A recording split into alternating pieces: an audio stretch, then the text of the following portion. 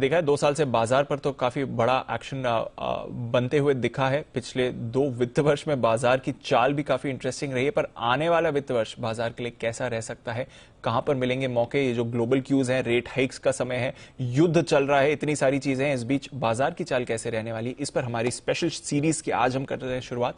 और हमारे पहले मेहमान हैं हीलियस इंडिया के सीईओ दिनशा ईरानी साहब। Sir good morning. नए साल की आपको और आपकी पूरी टीम को ढेरों शुभकामनाएं।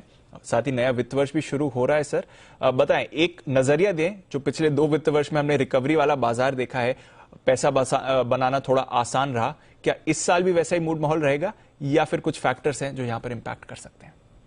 दीपांशु जी, धन्यवाद आपके शो पर आमंत्रित करने के लिए। और नए वित्त वर्ष की शुभकामनाएं आपको भी। ऐसा है दीपांशु जी कि हम तो ये साल हमें ऐसे लगता है कि थोड़ा सावधानी बरतनी चाहिए, क्योंकि अभी तक जो हुआ है, ये मतलब आप कैलेंडर ईयर में भी देखें, जो अभी तक जो हुए इवेंट्स हुए हैं वो हम आउटलायर इवेंट्स हैं, जो जो बहुत ही रेयरली होते हैं, वैसे इवेंट्स हैं।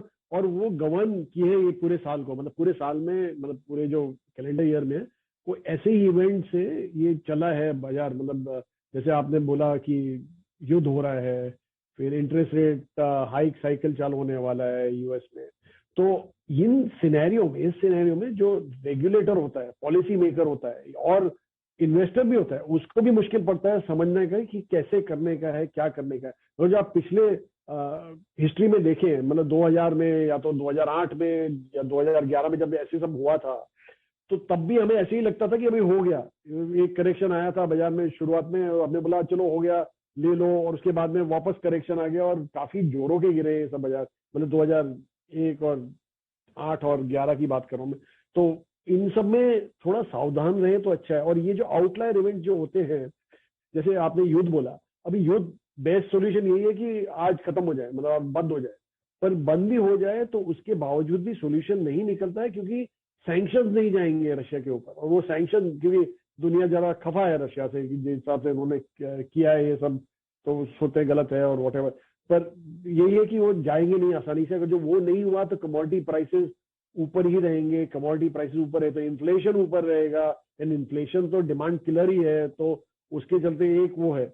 दूसरा आप देखिए कि जो इंटरेस्ट रेट हाइकिंग साइकिल जो फेड ने शुरू किया है, अभी तक तो सिर्फ चालू ही किया उन्होंने, लेकिन आप पिछले 60 साल की हिस्ट्री देखें फेड की, तो 10 ऐसे साइकिल डिस्टिंक्टिव साइकिल्स हैं जहां पे उन्होंने ये इंटरेस्ट रेट हाइक चालू किए थे।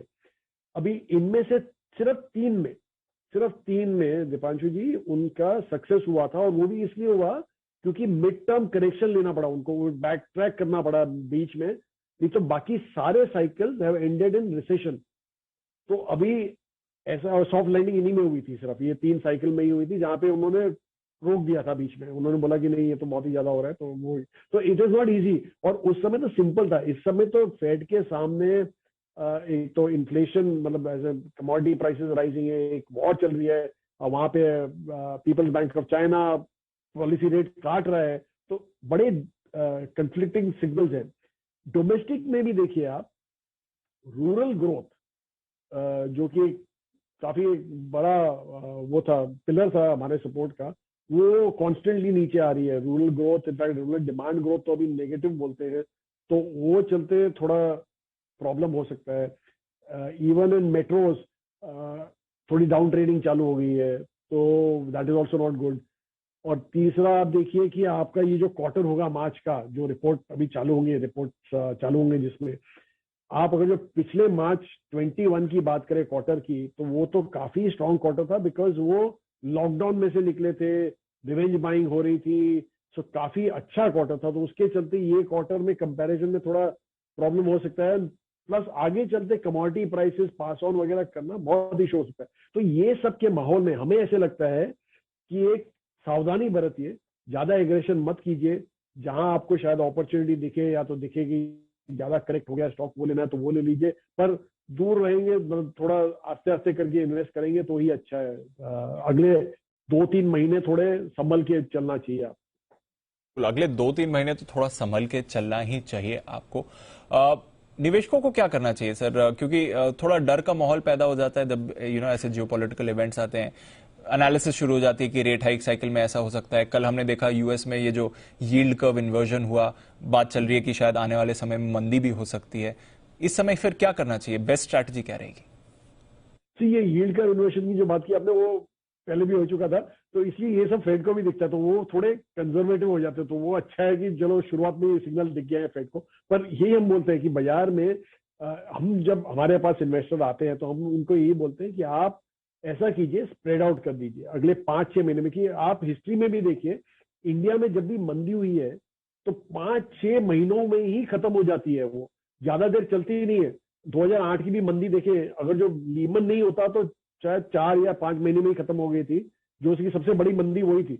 पर लीमन क्योंकि बच सकता था 5 मिनट पहले, पर वो फिर भी नहीं बचा, तो उसके चलते एक और 20% और गिर गया बाजार, 20-25% गिर गया वो महीने में। तो वो मंदी जरा 6-7 महीने और ज्यादा चल, मतलब 7-8 महीने चली थी, तो वैसा था। तो इसलिए हम बोलते हैं कि 5-6 महीने का आप स्प्रेड आउट करिए। अगर जो आपको आज 100 रुपए आपके पास है डालने को, तो 10-10 करके आप डालिए और आस्ते आस्ते करके घुसिए। हमने क्या किया है हमारे पार्ट पे, बिकॉज हम भी इन्वेस्टर का पैसा मैनेज करते हैं, हमारे आउटसाइड इन्वेस्टर्स का। तो वहां पे हमने हमारे डोमेस्टिक ऑफरिंग्स में 15 से 20% कैश रखा हुआ है, क्योंकि हमें भी लगता है कि ये इतना इजी नहीं होगा, हम इतने 100% इन्वेस्ट नहीं कर सकते, बिकॉज हमें भी चाहिए कि थोड़ा अपॉर्चुनिटी रहे हमें। अगर ज्यादा करेक्शन आ गया हमारे स्टॉक्स में या तो कोई दूसरे स्टॉक में जो हमें लेना है कभी, तो उसके लिए हमने कैश साइड में रखा हुआ है और आस्ते आस्ते करके हम इन्वेस्ट करेंगे। और जो नए इन्वेस्टर आते हैं हम उनको यही बोलते हैं कि आप स्प्रेड कर दीजिए अपने इन्वेस्टमेंट। आपका कोई कन्विक्शन एरिया सर, इस साल के रेट हाइक साइकिल में भी बाजार के लिए मौके तो जरूर बनते हैं, कोई स्पेशल एरियाज जहां पर आपकी नजर होगी? जी, प्राइवेट सेक्टर बैंक हमारी नजर में रहते हैं, तो हम तो उनके ही हमें बहुत पसंद है वो सेक्टर। क्योंकि एक चीज ये है कि रेट हाइक के साइकिल में नॉर्मली जो कंज्यूमर फेसिंग बैंक्स होते हैं, जो मेनली जो प्राइवेट सेक्टर ही बैंक्स होते हैं, वहां पे तो एडजस्टमेंट जो होता है लेंडिंग रेट में इमीडिएटली हो जाता है, बिकॉज वो फ्लोटिंग रेट पे रहता है। जबकि आपकी जो बोरोइंग होती है, जो मेनली आपके डिपॉजिट्स वगैरह होते हैं, वो over a period of time adjust होते हैं। नॉर्मली 2 से 3 साल लग जाते हैं उनको एडजस्ट करने में, नए इंटरेस्ट रेट्स को ऐसा। तो इसलिए उनके स्प्रेड्स बढ़ते रहते हैं और उसके चलते आपको ऑब्वियसली प्रॉफिट ग्रोथ भी ज्यादा आ जाता है एंड ऑल्सो वैसा। और पब्लिक सेक्टर बैंक में क्या होता है, उनकी हेल्ड टू मेच्योरिटी बुक्स होती है बॉन्ड्स की, जहाँ पे उनको हिट पड़ता है तो उनके प्रॉफिट कहाँ पे कंप्रेस हो जाते हैं। तो इसलिए हमें ज्यादा वो पसंद नहीं होती ये राइजिंग साइकिल के केस में। तो ये हमारा सेक्टर है बहुत ही पसंदीदा, जो हम जिसको लेके ओके तो प्राइवेट बैंक्स तो पसंद ही हैं और हम देख भी रहे हैं आज तो इनफैक्ट बैंक से अच्छा मूड आ ही रहा है। नजर रखेंगे इस स्पेस पर भी। शुक्रिया डिंचा सर, हर बार की तरह हमारे साथ जुड़ने के लिए और नए वित्त वर्ष पर, नए साल पर बाजार पर अपना नजरिया देने के लिए। थोड़ा मुश्किल हो सकता है बाजार का मूवमेंट इस साल, थोड़ी वॉलेटिलिटी रहेगी, बट मौके हर बार बाजार देता है। और ऑफकोर्स लॉन्ग टर्म इन्वेस्टर्स के लिए बने रहने की सलाह है, थोड़ा अपना पोर्टफोलियो और डाइवर्सिफाई अगर आप कर सकें तो ये भी करने की सलाह है।